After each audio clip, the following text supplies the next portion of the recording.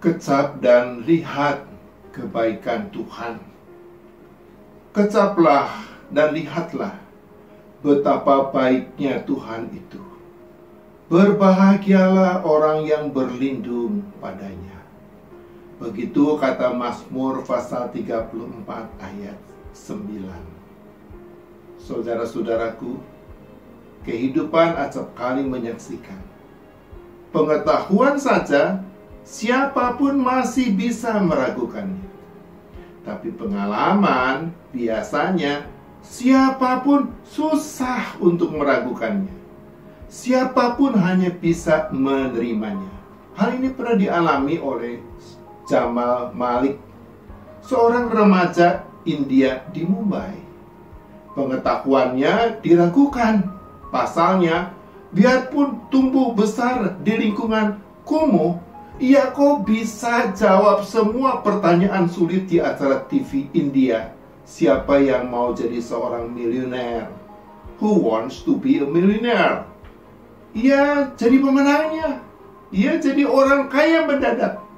Karena diragukan, bahkan dicurigai ia telah melakukan kecurangan atau penipuan, Jamal Malik pun sempat ditangkap, diperiksa, dan diinterogasi oleh polisi. Tapi lewat ceritakan pengalamannya dari masa kecil sampai remaja, polisi tidak ragukan lagi kalau ia memang bisa jawab semua pertanyaan di acara TV itu. Ia layak jadi pemenang. Ia layak jadi orang kaya. Begitulah juga firman Tuhan hari ini memanggil kita semua yang percaya kepadanya. Kecaplah dan lihatlah betapa baiknya Tuhan itu. Berbahagialah orang yang berlindung padanya. Jangan pernah puas hanya karena memiliki pengetahuan tentang Tuhan mungkin yang amat banyak. Dunia masih bisa meragukannya. Tapi lebih dari itu, kecaplah, lihatlah betapa baiknya Tuhan itu, supaya dunia tidak ragukan lagi siapa Tuhan kita itu. Lewat firman-Nya, paling tidak dua hal Tuhan ingin kita lakukan. Hal pertama, Tuhan panggil kita untuk selalu mau alami kebaikannya. Kecaplah kebaikan Tuhan.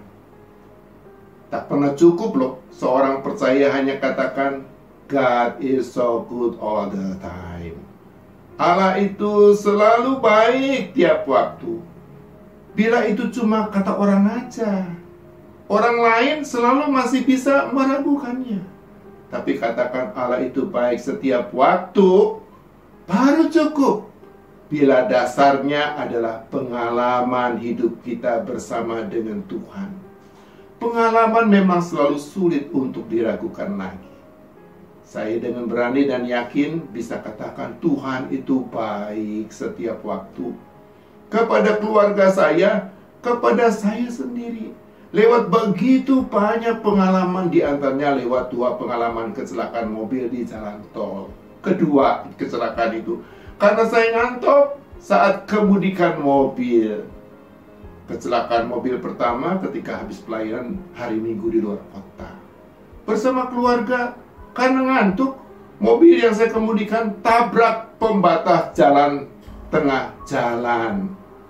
Sampai ban mobil kanan depan robek. Tapi pelan-pelan saya masih bisa kemudikan mobil ke tepian. Nah, di tepi jalan saya baru sadar. Oh, begitu banyak mobil berseliweran pada hari Minggu itu seperti nggak ada habisnya. Tapi sewaktu kecelakaan di tengah jalan tol itu, kok tadi nggak ada satupun mobil di belakang mobil saya. Kalau ada mobil lain di belakang mobil saya, satu aja apalagi banyak, pasti kecelakaannya bisa lebih fatal. Sangat mungkin malah bisa jatuh korban, termasuk diantaranya kami sendiri. Kecelakaan mobil kedua ketika mau pelayanan pada hari Minggu di luar kota juga. Kali ini sendirian. Karena ngantuk di tengah hujan lebat, setelah tabrak belakang mobil orang lain, mobil saya menerjang pagar pinggir jalan tol. Berhenti di selokan pinggir jalan tol. oleh pihak asuransi, mobil saya dikategorikan sebagai rusak total. Tapi saya sama sekali tidak luka, tidak memar, tidak lecet sedikit pun. 2 pengalaman itu saja telah buat saya bisa katakan, tanpa kebaikan Tuhan, sangat mungkin saya sudah tidak ada lagi di dalam hidup sekarang ini. Apalagi masih bisa bawakan renungan seperti sekarang ini di hadapan saudara-saudara. Hal yang kedua, Tuhan panggil kita untuk makin kenali Tuhan yang baik. Lihatlah kebaikan Tuhan. Kita tahu kecuali Yesus, tak seorang pun pernah dan bisa melihat Tuhan yang baik. Karena itu panggilan untuk melihat kebaikan Tuhan atau Tuhan yang baik di sini sama dengan panggilan untuk kenali Tuhan yang baik. Untuk hidup dekat dan bergaul dengannya. Sehingga kita bisa tahu betul kehendak dan kesukaannya. Kemudian kita mau melakukannya di dalam hidup kita. Hidup kenal, dekat, dan bergaul dengan Tuhan selalu bisa kita lakukan lewat ketekunan, berelasi, atau berdialog dengannya secara rutin. Lewat doa kita berbicara kepadanya. Lewat firman yang kita baca, kita dengar, Ia berbicara kepada kita. Dan menurut firman-Nya juga, kebahagiaan akan bisa sungguh-sungguh dirasakan oleh siapa saja orang percaya yang mau alami kebaikan Tuhan dan mau kenali Tuhan yang baik. Seperti kata pemazmur lebih lanjut, kecaplah dan lihatlah betapa baiknya Tuhan itu. Berbahagialah orang yang berlindung padanya. Jadi firman Tuhan melalui pemazmur sungguh benar. Bila ingin hidup berbahagia, janganlah kita pernah puas hanya dengan jadi orang yang tahu dan percaya Tuhan. Lebih dari itu, jadilah orang yang mau alami kebaikannya, mau kenali dirinya, mau taati kehendaknya. Kita pasti bisa jadi orang berbahagia, kini dan sampai selamanya.